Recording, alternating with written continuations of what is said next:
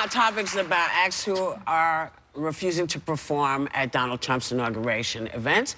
And right now we're joined by Grammy-winning, Tony-winning, fabulous woman all the way around, superstar who made headlines for dropping out of her scheduled performance.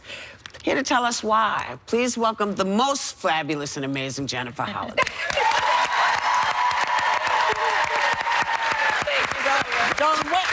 So you were going to go and perform, and what happened?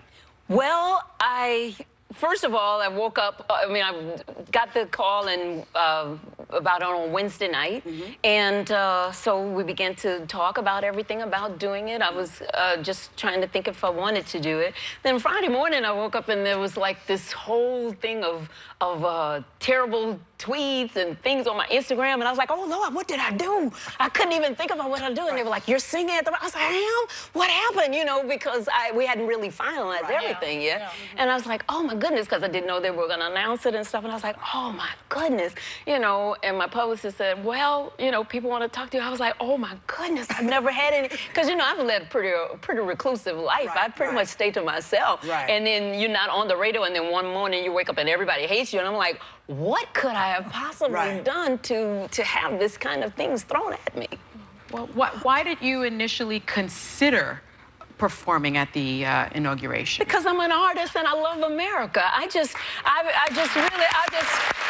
you know, and it just didn't dawn on me. I have performed for 4 other presidents. You know, I started with Ronald Reagan, Daddy Bush, the Clintons, and during their 8-year time, and during the 8-year time of even the Clintons, they had people who were of different kinds. The Clintons had all kinds of friends. It really wasn't a thing back then.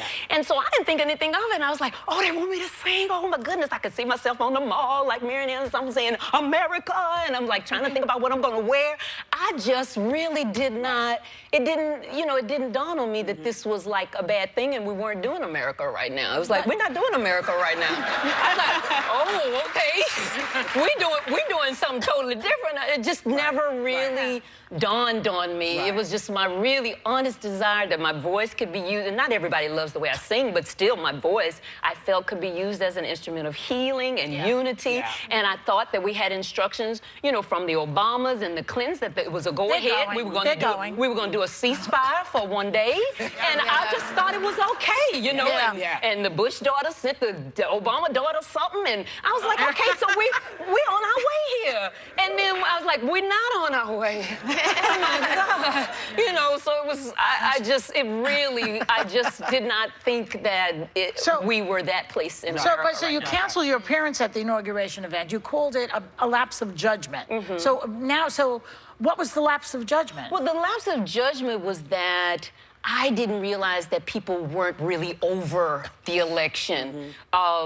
I guess things started back up again, you know what I'm saying? You start remembering things and the fires start burning, and although the Obama said move on and Oprah said move on, everybody said listen, you know, but the people have, you know, not finished with this. They want to get it, you know, all out. They want, you know, closure, you know, like a bad relationship. Okay, I want you to tell me, you know, what we're doing, and it's like, you know, it's kind of like I don't know. So I missed all of that. And one reporter asked me, he says, well, where have you been the last 20 months? I said, I've been working. That's what I do. I'm a singer.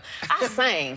And I've been out singing, and I turn on the TV every now and then to look what was going on. But every time I turn on the TV, it's some mess, it's some junk. It wasn't a lot of issues for a very long time. So I did miss it. When you called up the Trump people and you said, and I'm telling you, I'm not going, what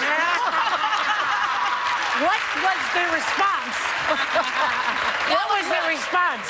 Actually, I didn't call them up. I just sent, you know, an email and just said that it had gotten out of hand, that I was even receiving death threats at this point. And I had never experienced... Which is never okay. Which is never okay. And I was receiving death threats from Black people. I had been from Black people, the N-word from Black people, Aunt Your Mama from Black people, who were saying they were going to kill me, who were going to say... How do you know those were Black people? Because I looked I read everything. You know how you say, because at first I said, are these white people just messing with me? And I said, and I would push the button to see who was calling me, because your face is there. Right. You can look at their thing or whatever. And I'm going, oh my God, these are black people calling me this. Lost their mind. Yeah, and they were saying, you know, I should kill myself, or, you know, someone should kill me. Are you kidding All me? over singing a song. I said, I just wanted to sing. I don't really understand. And so it did take people to point out to me, you know, why that they felt it was the wrong decision. And everybody kept saying, well, why did you choose to support the gays that made you influence it? Because the gay community, since Dreamgirls, for 35 years has been faithfully there for me. And then also the article in the Daily Beast, they threw my own words back to me. And I'm not a liar or a hypocrite. So I had to look at my words, and they were hurting and they were pain. And I probably would have done the same thing if anyone else had painted the issues to me. But everybody was just hurling insults at me and calling me all kind of names. I don't see how you see through that. You know, I was like, well, okay, they call them names, they mad. So it has, I don't know what the identifiable pain was, but the gay community through the Daily Beast was able to say, look, it's not just we want to be married. There are other things going on you're not aware of. I was like, okay, thank you, I'm gonna pull out. Jennifer, just so you know, I mean, some of us, me being one of them, I supported you through this process. And when you wrote an open letter to the LGBT community, and one of the things you said was, I was honestly just thinking that I wanted my voice to be a healing and unifying force for hope through music to help our deeply polarized country. I appreciated that statement. That's how I viewed it. I didn't see it as you endorsing Trump. I saw it as you wanting to be an artist and bringing people together. So I want you to know that there are many people around the country who appreciated that. Thank you. But I think what concerned me was that you potentially changed your mind because of the backlash, because I'm so deeply concerned about people bullying. No one should have the right to make you feel bad about a decision that you make that feels right for you. Was it the backlash that changed your mind? What was it that ultimately led you to say, I have to do something different here? Was it that you felt it was wrong, or was it the bullies? What was it? No, I felt exactly like I said. The Daily Beast letter used my words to me, things that I had said with the community. So they said to me, if your words are true, and you're not a liar all of these years, otherwise everything that you have said and you have done is a lie. And I'm not a liar nor a hypocrite. And I haven't done anything You're gonna make me cry. You know, to be called names. I said I've never been called.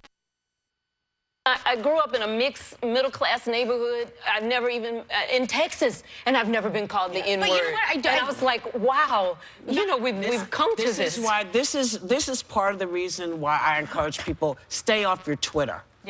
Don't read your Twitter, because the people who are tweeting you, don't know anything about Trump, too, right now. Well, when they speak that way, they're as bad as him. But this is why I say it has to come from the top.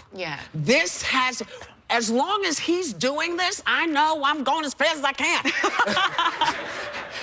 As long as he continues to do this, this is what he's leading. He needs to stop and say, okay, I get it. Like Jennifer said, I saw what the people were saying to me. That's what made me take another stance. He's not gonna This is what we need. And Mr. Trump,